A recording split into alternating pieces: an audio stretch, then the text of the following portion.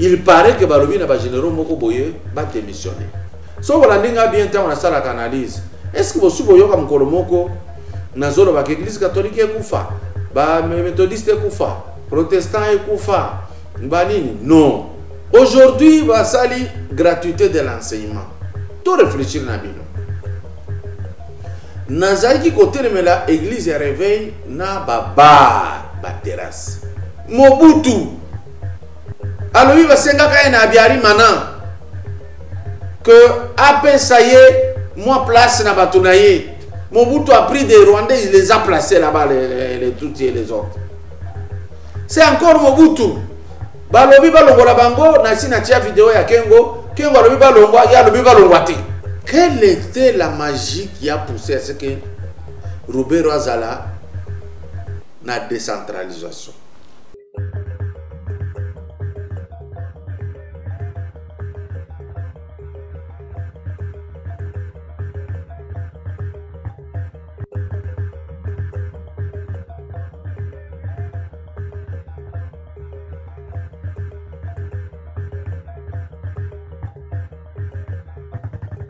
Avant de commencer, rassurez-vous que vous vous êtes déjà abonné à notre chaîne Kadiombo TV. Et n'oubliez pas de cliquer sur la cloche des notifications et de commenter nos vidéos. Merci. En tout cas, bon week-end, parce que week-end ango wana week-end, c'est-à-dire comme aussi là, toza dimanche lelo, oyo tozo sala élément moko to analyser na oyo toyoki, mais au conditionnel. J'insiste beaucoup au conditionnel. Mais qu'à cela ne tienne, nous analysons si jamais cela arrive. Bolanda Sikawa d'abord, image nabiso insolite. Nini to propose bino. Image insolite wana ezo expliquer makambo ezo leka na Congo. Botala ngona bokebi, boyeba nini eza koleka et pourquoi pito pas les ekoti. Такого, да, хорошего. Ой, ой,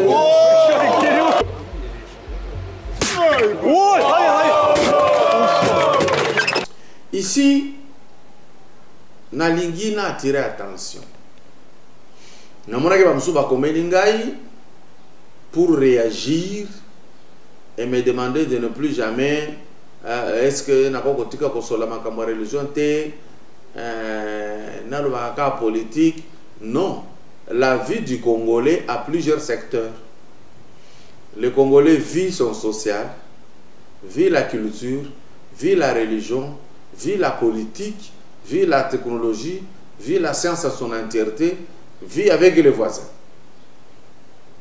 Ngai na lobaka déjà en avance que ceux qui ont au soin na mutomundo toucher religion, surtout une religion étrangère. Malgré que je vous ai donné des précisions, n'a évité qu'est-ce qu'on nous avait fait dans la Deuxième République pour tout comme à un niveau.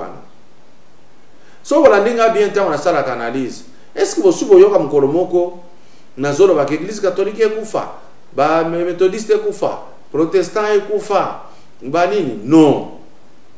Je parle de l'église du réveil. Et quand je parle, ils ont en connaissance des causes. Je ne dis pas des choses par hasard. Attaque au bino moko, sincèrement, si vous regardez ce que est devenu cette église, vous êtes de mon côté. Mais le cola, batu bazaraka na projet, batu baza manipuler, batu maye les signes na mutu, et donc, bakomo nango ka normal. Aujourd'hui, basali gratuité de l'enseignement. Tout réfléchir na bino. Nazaki côté mais la église réveil na ba bar, ba terrasse. Aucun souci. Aucun alors. Il y a que moi na mouké. Ce qui a outil classe à chacun dame. Parce que le corps de l'enfant exige ça. So si tu sakana, l'enfant n'a pas besoin de makambo bino bolingi bo traiter. Landawai, il y a une église. Ce qui moi na église, les pasteurs qui disent ça. Ce qui est une église des Andoki. Ça c'est l'église du réveil. na yoka biloko wana te na catholique na méthodiste na protestant ezalaka te na yoki yango te. J'insiste moi. Maintenant chaque revenu 3 4 5 églises butu mobimba baza koyemba, mais moi na kolala nini s'il vous plaît. Basengi na kori ya mutuela la 8h, moi na kolala 8 10 12, mais vous mettez à chanter akotanga cour na ndenge nini. Soki basali remarque, oh soki moni mutu c'est que moto ya Nzambe tumbiye. Nous sommes l'unique peuple à penser comme ça. Toi, femme, mobali na zana mbongo muke. Auti ko zo salaire mais kende ko sala provision, o leki na église, pasteur azoloba Eli tango mwasi wana pesa kaye alambeli eli muikate. Atikala kanelo côté, mikate tikala kosila te. Mais dès que vous donnez l'argent du marché au pasteur, est-ce que zonga kate? Et lui il prend, il fait sa vie. Basangu catholique c'est difficile de na veste. Bazana ba monastère ba fandi. Bango kuto kokota samedi bo kuti église catholique ça ko salisa babola. Mais l'église a réveillé, non. Un autre élément, l'église a réveillé, non, c'est un certificat d'enregistrement, et c'est un combo à pasteur, moi c'est un bananaï.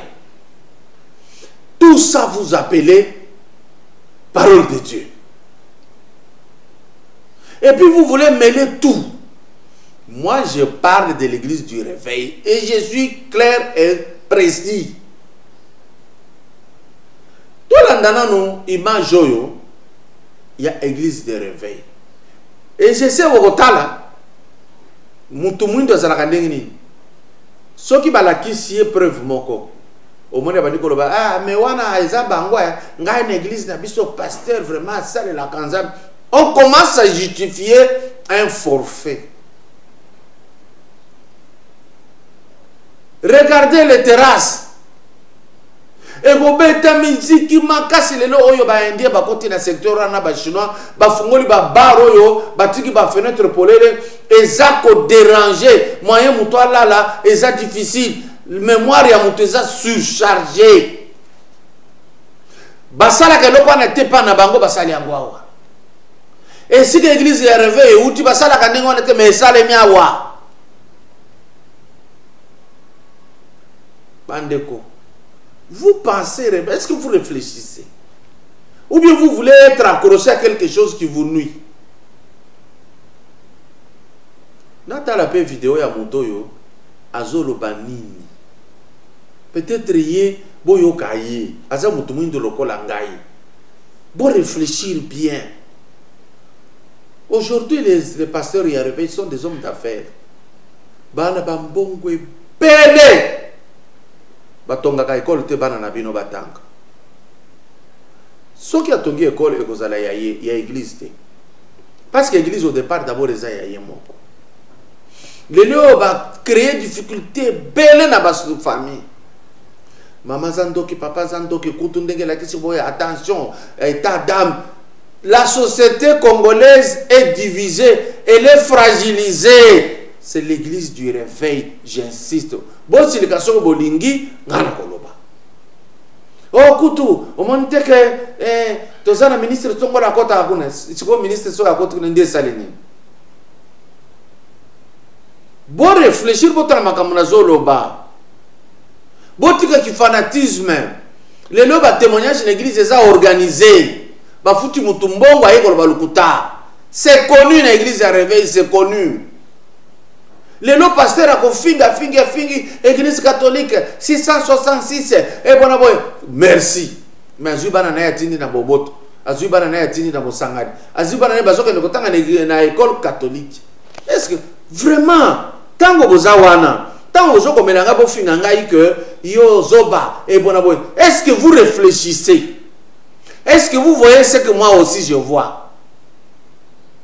Ce qui a lobby, ba bouddhiste bonaboye, ce qui église chrétienne réveille et zokotonga, donc je parle mauvais lingala, et ça qu'on critique ba foi mon sousou, ça critique les musulmans, ça critique les bouddhistes, ça critique tout le monde. que baza mabe wana bango baza na droit à critiquer soki bino bo critiquer bango ekomi problème okozika na moto bakotumba yo ekosala c'est de la farce namoni image moko bayeko bimisa balobi oh tala Angelo abimi na Botswana. J'ai demandé à mon enfant à Botswana, et ça le mettait mensonge. Et ça, on veut forcer la foi chrétienne aux gens. Ça ne m'étonne pas parce que jamais l'église chrétienne ne kota na RDC bateyaka muntu te. Bakotisaki nanko ba betio yeno sakoboye ba bomi na ko boma po efanda. Yango lesko bano bakodi na yango ba trouver que ça normal. Mais bon stala na sima ba papa ba kufa ba koko ba kufa pona eloko yo. Pourquoi un noir ça ne lui dit rien? Ota la image. Merci Seigneur. Merci Seigneur. Merci Seigneur. Merci Seigneur. Merci Seigneur. Merci Seigneur.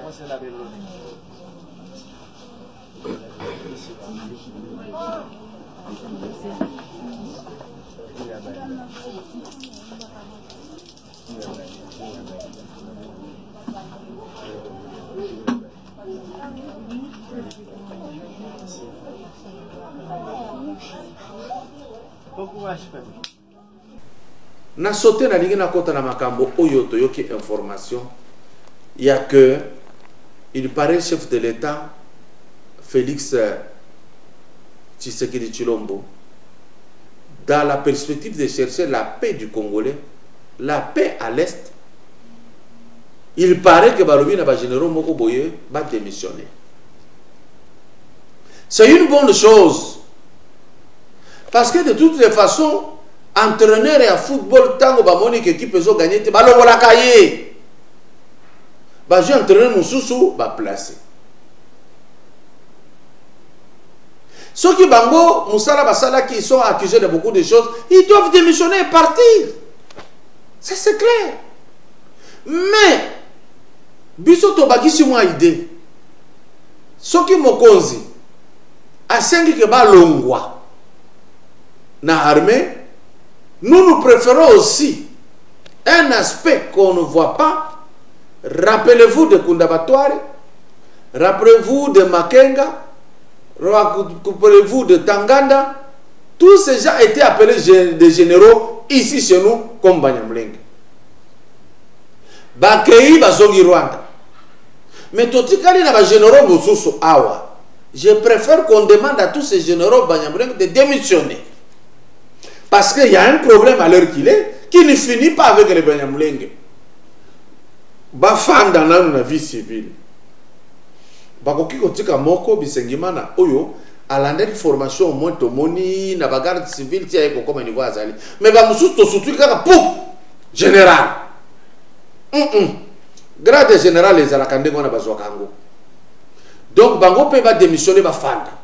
Ba oyo mususu ya Congo ba démissionner ba fanda. Vous avez d'autres gens, monsieur le président de la République, où vous avez une formation, où vous avez identifié votre mususu, mata. C'est normal, moi je vous félicite. L'équipe qui a échoué, on l'écarte. Mais côté Banyamulenge, il faut. Parce que la manière dont Bamata qui bagrade Mbango, ça laisse à désirer. Ça, il faut y penser. Vous voyez. Et de quel droit bah comment bah généraux facilement. Et maintenant bah tonyo sur Bamata qui na bango grade bah si bazongi Rwanda. Est-ce que bango baza bah innocent? Et ça quelque question te poser. Et ici toyoki que le gouvernement congolais elingi tia commission moko et traiter makambo oyo otali ba ma Minembwe. Balobi commission wana ekozala na ba originaire ya Minembwe te et ozana ba tomususu. Est-ce que c'est une bonne démarche? Soki bolingo bo sala ndenge wana. On se pose la question. C'est comme pour dire bazo wela Minembwe ba touti na ba congolais. C'est comme pour dire ça. Moi je trouve qu'il n'y a pas besoin d'une commission. Il y a tout simplement à dire à ces Tutsis rwandais qui veulent rester au Congo de suivre les lois du pays. Point très. Parce que wana et comme neti bazaba originaire ya solo ba comme ko discuter bazo wela ba terre. C'est comme qui dirait vous voulez réconcilier les Kasaïens et les Katangais dans moment où bazala qui na trouble. Ici, il s'agit d'un étranger qui veut s'accaparer de la nationalité. Commission Kosani. Les non-originaires veulent parler de quoi? C'est pas vrai. Moi, à mon humble avis, ça ne tombe pas bien. Ça ne signifie rien, ça. Il est question de dire à tous ces gens de se comporter comme on se comportait Kala. To vivre na Bango depuis les années 60, même bien avant, il n'y avait jamais eu de problème que Bazo Bengana Bango. Si ces problèmes commencent, ça a commencé avec l'époque de Mobutu. En 1990, Mobutu, alors il va s'engager maintenant que après ça y est, moi place na Batunaye. Mobutu a pris des Rwandais, il les a placés là-bas, les Tutsis et les autres. C'est encore Mobutu. Balobi balongo la bango, nasi na tia vidéo ya Kengo, Kengo alobi balongo, ya alobi balongo ate. Nous savons que Bazaba Congolais, mais Bazaba Africain. Au titre d'Africains, ils sont nos frères. Mais selon ma patrie, ma pays, ils ne sont pas d'ici. S'ils veulent rester ici, qu'ils fassent une démarche normale comme tout le monde. C'est clair. Surtout comme tu as une commission, on dirait toujours qu'on dit que Bazaba Congolais, tu as d'autres traités. Bakokota, Bazaba rusé. Est-ce que le gouvernement congolais a eu pression le col va kende ki ba ko tambola liboso ya ba capitole ba ko tambola kuna na ba sénateur américain de pression comme Oya, mais il faut résister. Il faut résister. Nous quand on nous a dit en Angola de quitter, on a quitté hein. Les autres qui sont restés respectent les lois de l'Angola. Et puis en plus ce qui commission et Sali Moussala plutôt indique que Batikala na Minembwe, Batikala comme des émigrés. C'est simple. Comme des Rwandais qui vivent au Congo. Et qu'est-ce qu'il faut faire de Minembwe? Aucun policier, aucun militaire ne peut être Monyamulenge sur le plan, sur ce territoire-là. Bozongi sa Minembwe et zonga commune rurale. Et Bolongo la Roubert, on a décentralisation parce que c'est là où se joue la carte.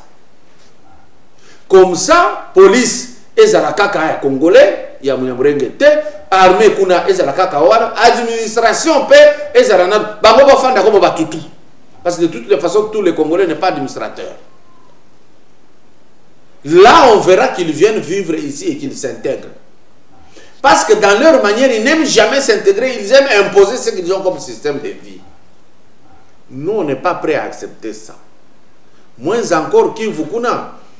Si vous voulez les imposer, qui veut que jamais vous soyez paix. Bazali kuna na viura. Bafanda calme, non? On ne les a pas chassés. Ils étaient à Lumbashi, personne ne les a chassés. Mais tant qu'on dit qu'on réclamait terre aux Aïe Bangote, c'est là que ça pose problème. Nous voulons parler aussi et demander au gouvernement congolais, na likambo ya batoyo, à se prononcer ouvertement sur la nationalité de Tutsi.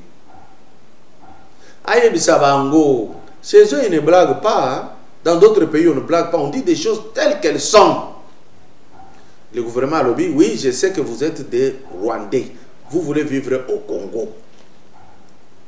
Nous allons traiter votre cas par cette commission pour voir si on peut vous donner la nationalité ou on refuse de vous donner. Vous vivez comme tout étranger sur le sol Yabatou.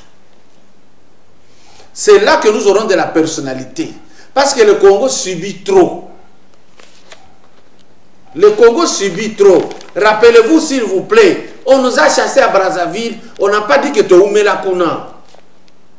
Pourquoi nous voulons être le seul pays passoire? Pourquoi? Pourquoi?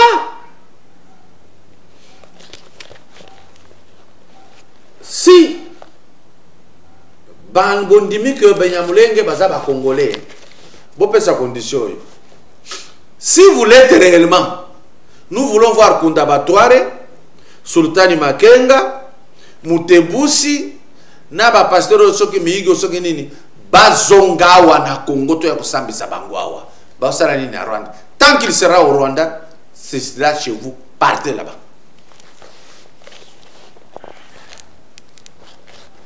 Je voudrais chuter sur ce sujet en vous disant ceci.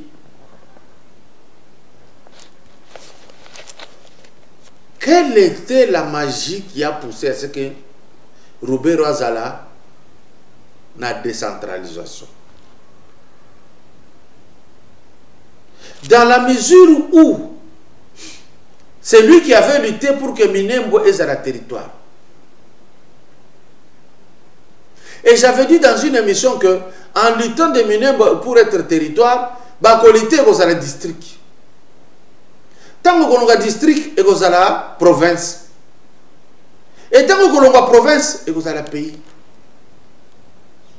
Rappelez-vous, il y a tentative en Espagne, il y a catalan. C'est la même chose. Parce qu'on a lutté comme un pays. On a étouffé ce mouvement. Étouffer ce mouvement. Notre bonté est le cadosité. Hospitalité à Boye, comme ça, regardez toutes les fois qu'on nous a tués ailleurs. Population, ce qui est tellement, allez, Bakangi Bato. Rappelez-vous dans le dossier à Rwandais, de côté Saka, Franck Diongo Raboloko, Makambo, séquestré, c'est faux. Rappelez-vous, M. Nkolomoni qui était déjà RTNC, pour avoir fait passer un message, il y a patriotisme contre les Rwandais,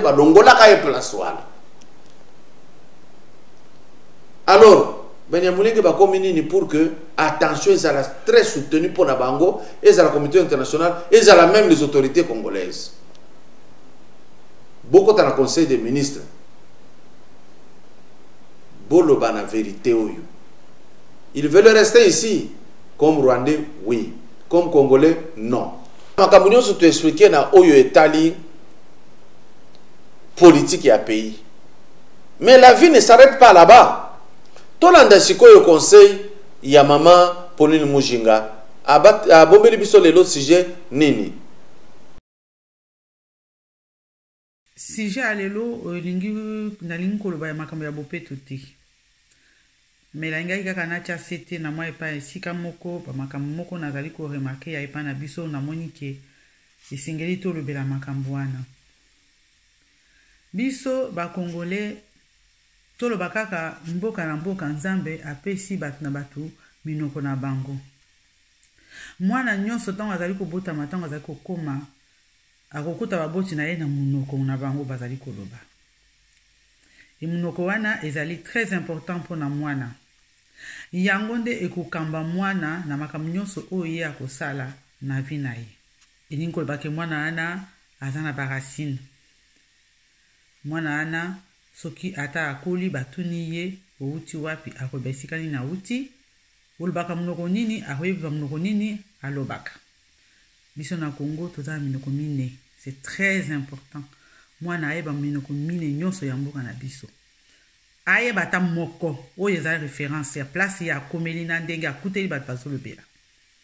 Soki akoloba lingala très important. Kikongo très important. Chiluba très important. Swahili très important. Soki akoloba nyonso mine, pourquoi pas? En tout cas, la prochaine fois, à part ce que Maman Mujinga va dire, nous aurons vous proposer encore d'autres choses et encore d'autres. Mais tout réfléchir. Avec l'avènement du président Félix Namutu à Congo, c'est une chance énorme. Ce aurait été en gros terminé pour nous. Le Congo sera pris, divisé en morceaux et ça sera fini. Mais on se pose la question, pourquoi Batoya Est, ya Beni Kuna, Boatakaka Congolais, pourquoi? Bayeli Bino Batoya qui traité Ebola, vous les avez tués.